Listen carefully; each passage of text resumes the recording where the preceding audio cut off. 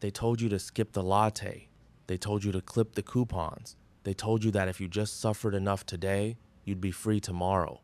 But what if I told you that living below your means is the very thing keeping you trapped in a cycle of scarcity? What if that common sense advice is actually a poverty trap? Welcome back to Bust the Budget. We don't just manage money here.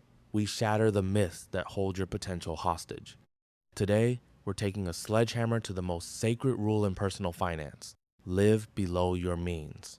By the end of this video, you'll understand why focusing on your spending is a distraction from your earning.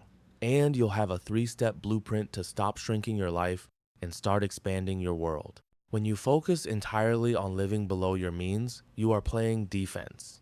You are telling your brain that your resources are finite, fixed, and shrinking. Think about it. There is a mathematical floor to how much you can cut. You can't spend less than zero.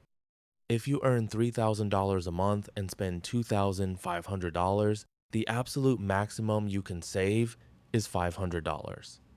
Even if you live in a tent and eat nothing but beans, you have a hard ceiling on your progress. This creates a scarcity mindset.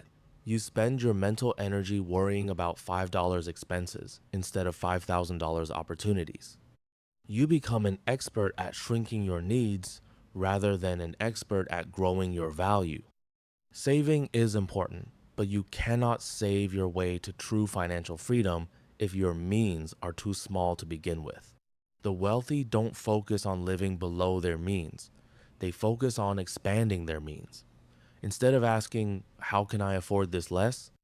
They ask, how can I earn enough to make this cost irrelevant?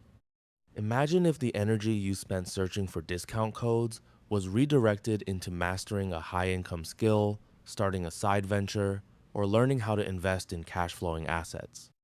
While living below your means teaches you to be a better consumer of less, expanding your means teaches you to be a creator of more. One leads to a life of restriction. The other leads to a life of abundance. Your goal shouldn't be to fit your dreams into your current paycheck. Your goal should be to grow your paycheck to fit your dreams.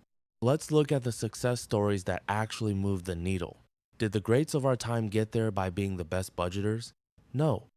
They got there by realizing that their greatest asset wasn't the money they kept, but their ability to produce.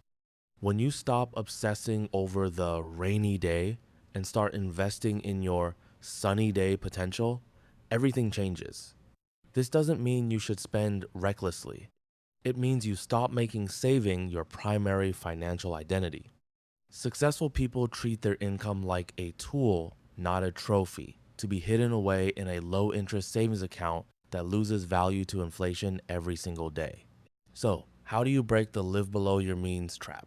First, audit your time. Are you spending 10 hours a week to save $50? That means you value your time at $5 an hour.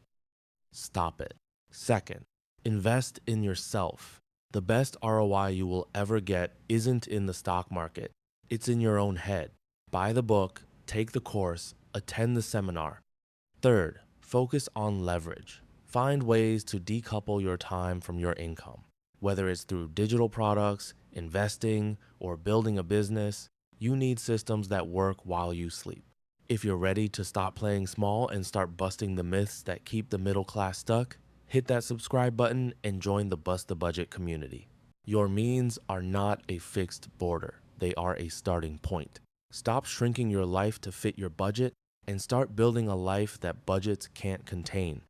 I'm Bust the Budget, and I'll see you in the next one.